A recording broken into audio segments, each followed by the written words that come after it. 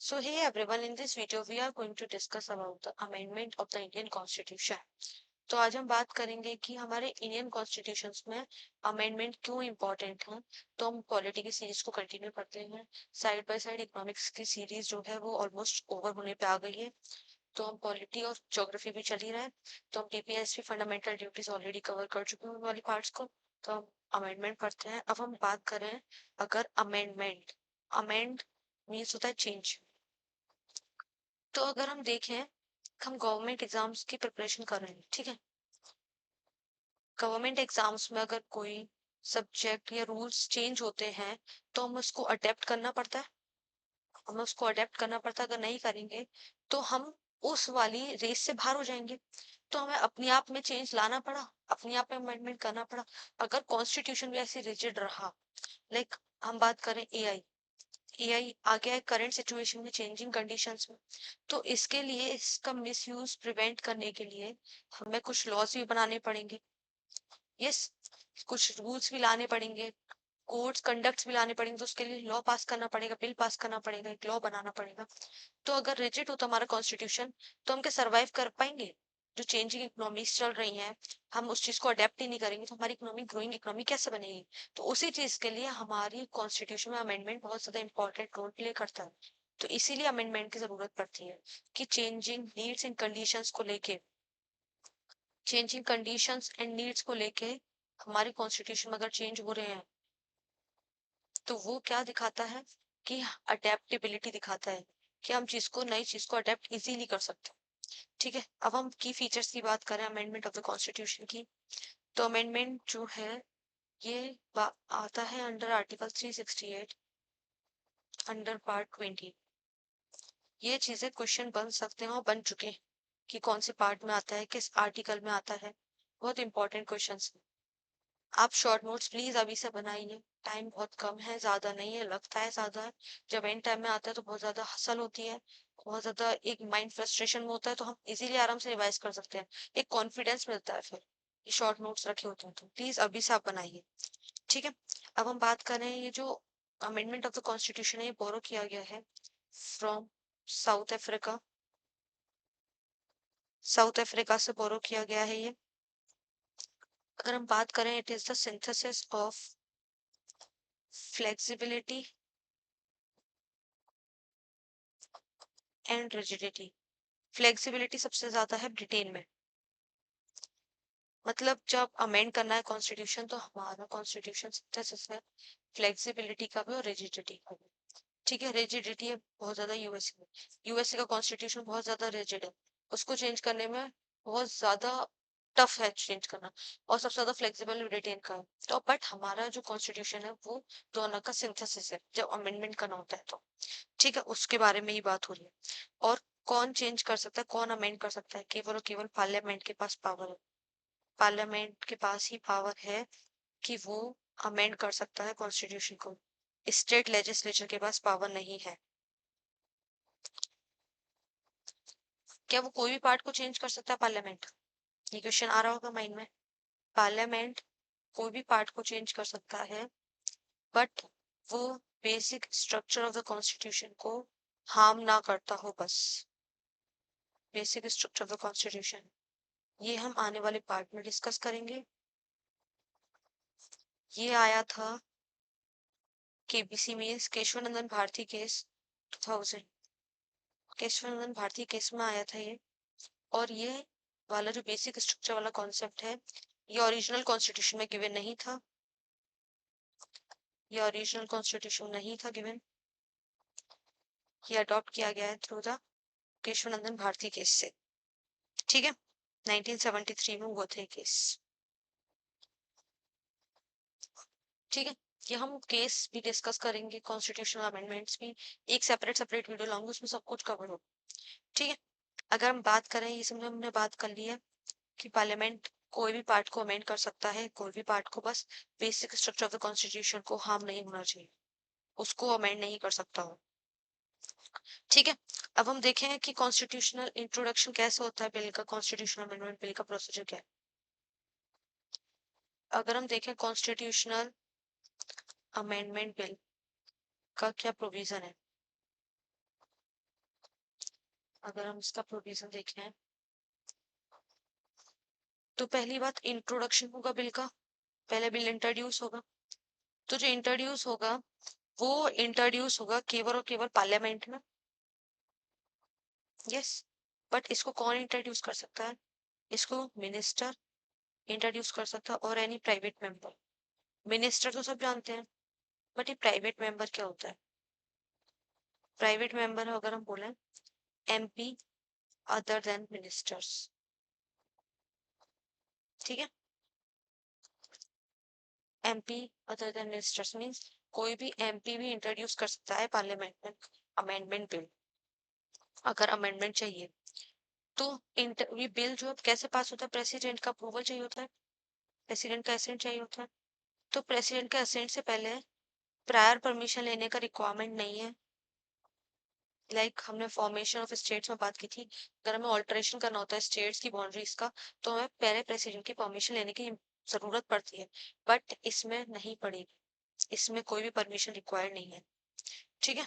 कोई भी permission required नहीं है प्रेसिडेंट की। अगर हम मेजोरिटी की बात करें तो कितनी मेजोरिटी में चाहिए बिल पास कराने के लिए? मेजोरिटी नीड अगर हम देखें तो इसमें हमें रिक्वायर है स्पेशल मेजोरिटी। स्पेशल मेजोरिटी का अगर हम देखें तो इसका क्या होता है मतलब? इसका मतलब होता है 50% of total membership. Total membership अभी मैं बताऊंगी इसका क्या मतलब टोटल मेंबरशिप का।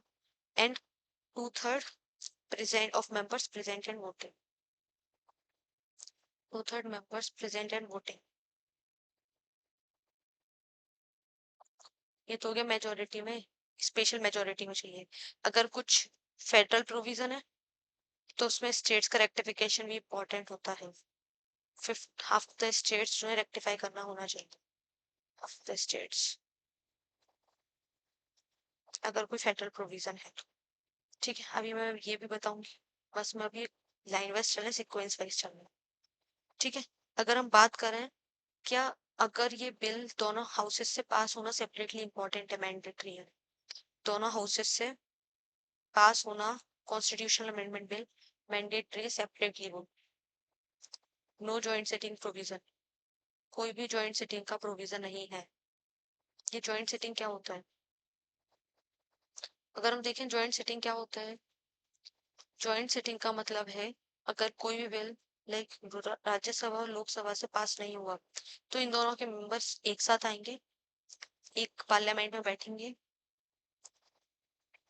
पार्लियामेंट क्या कंस्टिट्यूट करती है? Rajya Sabha plus Lok Sabha plus president, ठीक है। बट ये बिल जो है दोनों सेपरेटली पास होना चाहिए। मैं जॉइंट सिटिंग बताई, जॉइंट सिटिंग का मतलब इन दोनों के मेंबर्स एक साथ आएंगे और वो बिल पास करेंगे। बट इस वाले प्रोविजंस में जॉइंट सिटिंग का कोई भी प्रोविजन नहीं है, जॉइंट सिटिंग नहीं हो सकती, सेपरेटली बिल पास होना चाहिए, ठीक है। अगर फेडरल प्रोविजन मैंने बताया, मैंने पहले ही बता दिया कि फेडरल प्रोविजन है, अगर फेडरल प्रोविजन है तो हमें हाफ ऑफ द स्टेट का रेक्टिफिकेशन चाहिए होता है bye simple majority, bye simple majority, ठीक है। अगर हम बात करें प्रेसिडेंट का, फिर एसेंट भी चाहिए, दोनों हाउसेस से पास हो गए बिल सेपरेटली तो प्रेसिडेंट का एसेंट जो है वो ऑब्लिगेटरी है प्रेसिडेंट को कि उनको साइन करना ही करना है। और ये ऑब्लिगेटरी किससे बना? ये बना 24th अमेंडमेंट एक्ट से, कंपल्सरी है, वो रिजेक्ट नहीं कर सकते, डिनाई नहीं कर सकते प्रेसिडेंट, ठीक है।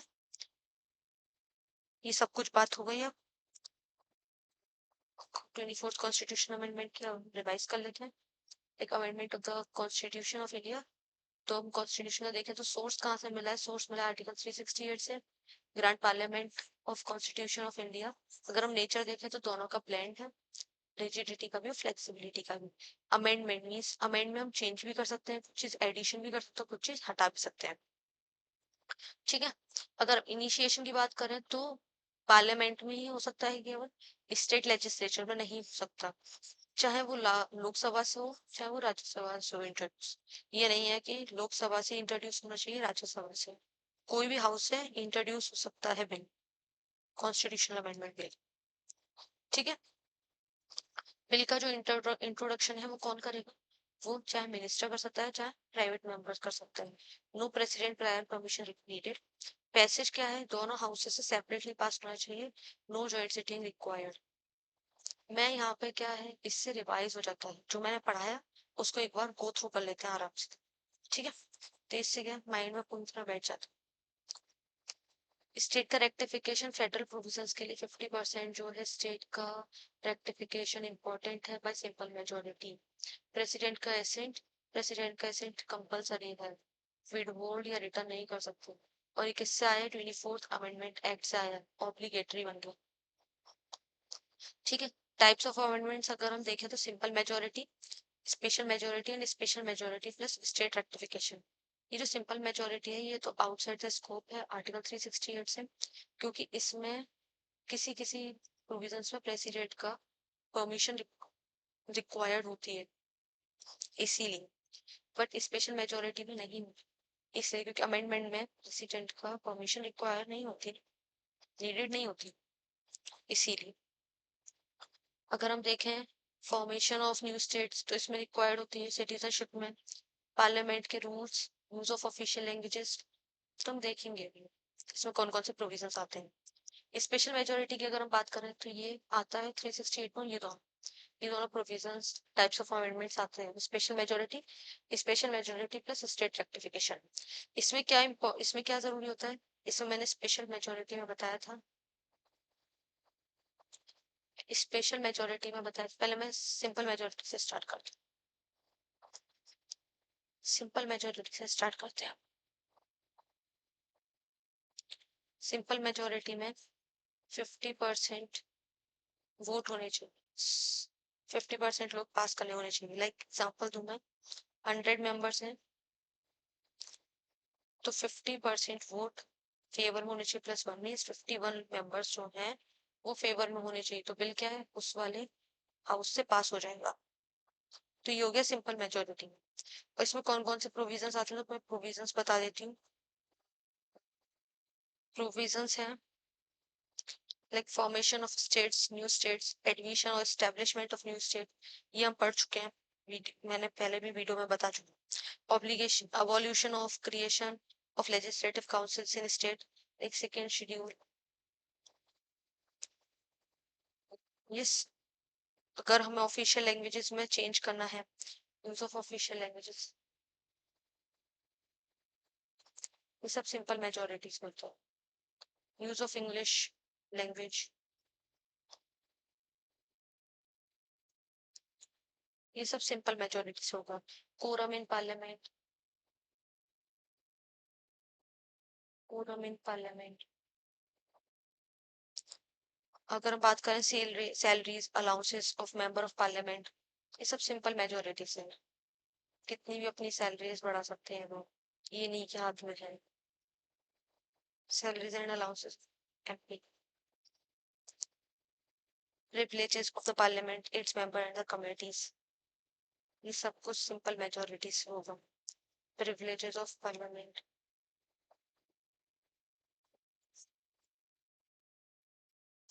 अगर हम देखें यहाँ पे इंट्रोड्यूस हो गया कोई भी हाउस में सिंपल मेजोरिटी से, passage in both houses bye simple majority means 50%, more than 50% बस प्रेजेंट इन वोटिंग होने चाहिए। प्रेसिडेंट का एसेंट लगा और वो एक्ट बन गया, बिकम अ लॉ। एक्ट क्या बन गया? लॉ बन गया।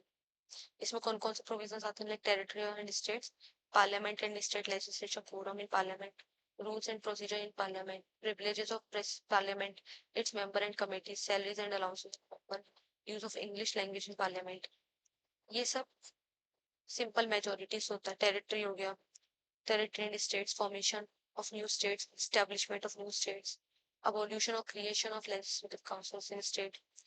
सिटीजनशिप की अगर हम बात करें तो acquisition and termination of citizenship, delimitation of constituencies, election to parliament and state legislature, union territories, तो सेंट्रल गवर्नमेंट के ही बिहाफ पे एडमिनिस्टर होती है।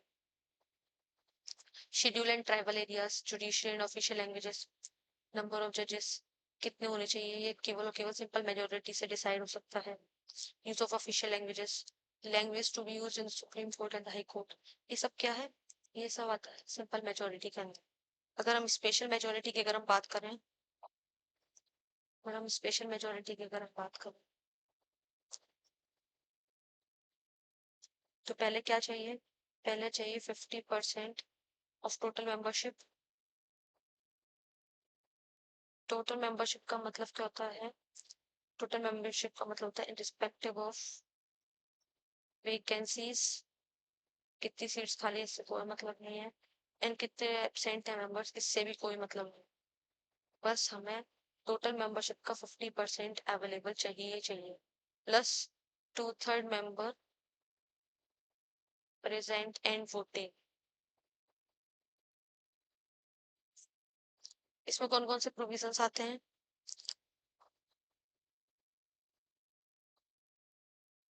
इसमें प्रोविजंस आते हैं फंडामेंटल राइट्स को चेंज करना है तो वो स्पेशल मेजोरिटी से होगा। टीपीएसपी, ये सब क्या है? ये स्पेशल मेजोरिटी से होगा। अगर हम बात करें स्पेशल मेजोरिटी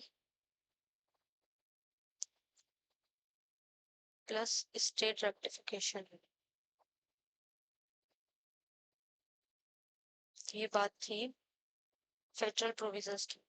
अगर कोई फेडरल प्रोविजन है जिसमें दोनों का से होता है, स्टेट और सेंट्रल का, तो उसमें हाफ ऑफ द स्टेट का रेक्टिफिकेशन चाहिए।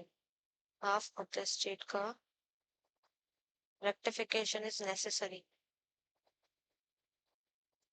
Rectification is necessary bye simple majority. मतलब स्टेट लेजिस्लेचर में अगर कुछ बिल सेपरेटली पास होगा तो उसमें हमें सिंपल मेजोरिटी चाहिए स्टेट्स केवल, बट सेंटर में हमें स्पेशल मेजोरिटी चाहिए उस प्रोविजन के लिए। अगर हम प्रोविजंस देखें वो कौन कौन से प्रोविजंस हैं, अगर हम वो प्रोविजंस की बात करें तो इलेक्शन ऑफ प्रेसिडेंट, क्योंकि इलेक्शन ऑफ प्रेसिडेंट में दोनों लोग इन्वॉल्व होते हैं, प्रेसिडेंट वो स्टेट के भी और सेंटर के भी। अगर हम बात करें supreme court and high courts, supreme court and high courts, अगर हम बात करें distribution of legislative power between, distribution of legislative power, distribution of legislative power between union and states। अगर हम बात करें power of parliament to amend the constitution, means article 368 itself, वो इसी के अंदर आता है। अगर हमें 368 को चेंज करना है तो वो स्पेशल मेजोरिटी प्लस स्टेट का रेक्टिफिकेशन इंपॉर्टेंट है उसमें। Representation of state in parliaments,